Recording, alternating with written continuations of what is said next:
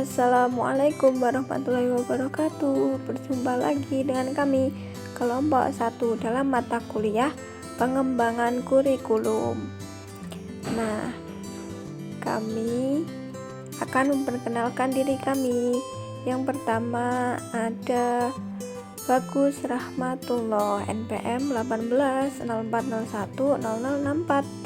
Yang kedua ada Fani Akbar Pratama, NPM 1904010009. Yang ketiga ada Mei Lalasari, NPM 1904010031.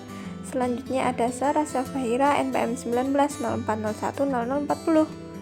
Yang terakhir ada Hurin Ain, NPM 1904010041. Nah, pada kesempatan kali ini kami akan mempresentasikan hasil kerja kelompok kami tentang hakikat kurikulum, di mana kurikulum itu adalah acuan sebuah lembaga untuk membentuk citra dan aturan. Nah, hakikat kurikulum pembahasannya yang pertama adalah pengertian kurikulum, yang kedua adalah peranan kurikulum, yang ketiga fungsi kurikulum, dan yang keempat adalah teori-teori pendidikan. Pengertian kurikulum. Secara etimologis, kurikulum berasal dari bahasa Latin yaitu curere. Kata curere memiliki banyak arti, yaitu berlari cepat, maju dengan cepat, dan menjalani.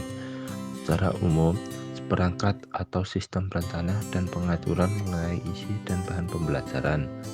UU Nomor 20 Tahun 2003.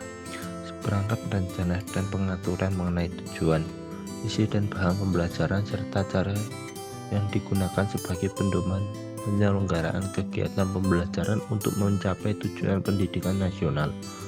Butfi Charter, kumpulan kursus ataupun urutan pembelajaran yang sistematik. Fungsi kurikulum. Alexander English dalam bukunya Principles of Secondary Education, fungsi kurikulum dibagi menjadi 5 macam. Yang pertama ada fungsi penyesuaian, yaitu menyesuaikan diri terhadap lingkungannya secara menyeluruh. Fungsi integrasi, yaitu mendidik pribadi yang terintegrasi. Yang ketiga, fungsi diferensiasi, yaitu memberikan pelayanan terhadap perbedaan di antara setiap orang. Yang keempat, fungsi persiapan, yaitu mempersiapkan siswa agar mampu melanjutkan studi lebih lanjut. Yang kelima, fungsi pemilihan dan diagnostik, yaitu memberikan kesempatan bagi seseorang untuk memilih apa yang diinginkan dan menarik minatnya, dan membantu dan mengarahkan siswa untuk mampu memahami dan menerima dirinya. Fungsi kurikulum. Berdasarkan kurikulum sebagai alat pendidikan.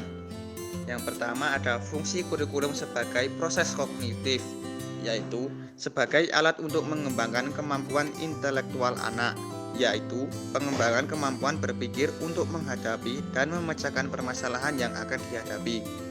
Yang kedua, fungsi kurikulum sebagai proses aktualisasi diri, yaitu alat untuk memfasilitasi anak agar dapat tumbuh dan berkembang sesuai dengan potensi, minat, dan bakat yang dimilikinya, sehingga setiap anak bisa mengenal terhadap dirinya sendiri dan tumbuh serta berkembang sebagai dirinya sendiri.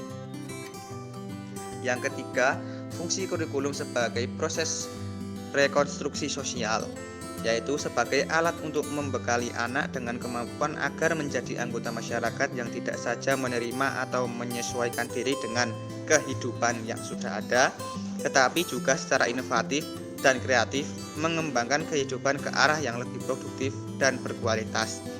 Yang keempat, fungsi kurikulum sebagai program akademik, sebagai alat, yaitu sebagai alat dan tempat belajar, di mana dari kegiatan belajar yang diprogram kurikulum. Peranan kurikulum. 1. Peranan konservatif. Salah satu tanggung jawab kurikulum adalah mentransmisikan dan menafsirkan warisan sosial bagi generasi muda. Dengan demikian, sekolah sebagai suatu lembaga sosial dapat mempengaruhi dan membina tingkah laku siswa sesuai dengan berbagai nilai sosial yang ada dalam masyarakat, sejalan dengan peranan pendidikan sebagai suatu proses sosial. 2. Peranan kritis dan evaluatif. Kebudayaan senantiasa berubah dan bertambah. Sekolah tidak hanya mewariskan kebudayaan yang ada, melainkan juga menilai dan memilih berbagai unsur kebudayaan yang akan diwariskan. Dalam hal ini, kurikulum turut aktif berpartisipasi dalam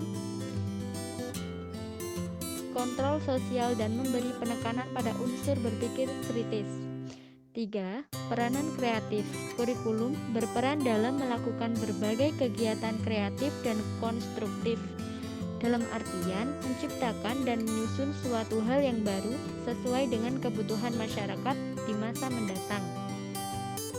Pembahasan yang selanjutnya yaitu teori-teori pendidikan.